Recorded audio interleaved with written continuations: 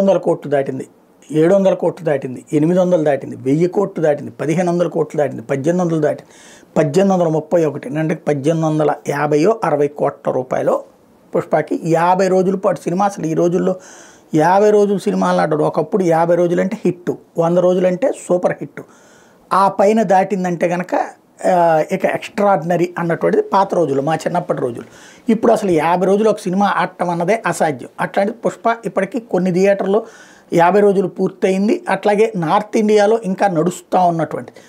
ఓవరాల్గా 1850 కోట్ల రూపాయల వరకు వచ్చింది అన్నటువంటిది వాళ్ళు వేస్తున్న పోస్టర్ల ద్వారా తెలుస్తుంది. మరి ఇన్కమ్ ట్యాక్స్ రైడ్లు అటు సుకుమార్తో తర్వాత మైత్రి మూవీ మేకర్స్లో చేశారు కదా, 1850 కోట్ల రూపాయలకి ట్యాక్స్ కడతారా అంటే 1850 కోట్లు టోటల్ అంటే ఆ ఖర్చులు పోను మిగతా దానికి ట్యాక్స్ కట్టాలి కదా. అంటే 1850 మాకు ఓవరాల్గా టర్న్ ఓవర్ జరిగింది, ఇందులో ఈ థియేటర్లకు ఇచ్చింది ఎంత లేకపోతే సినిమాకి అయింది ఎంత, ఇది పోను మిగతా దానికి కడతారు. అసలు అది చూపెడతారా లేదా, అది ఇన్కమ్ ట్యాక్స్ వాళ్ళు చెప్పాల్సి ఉంది. అట్లాగే మైత్రి మూవీ మేకర్స్ వాళ్ళు చెప్పాల్సి ఉంది.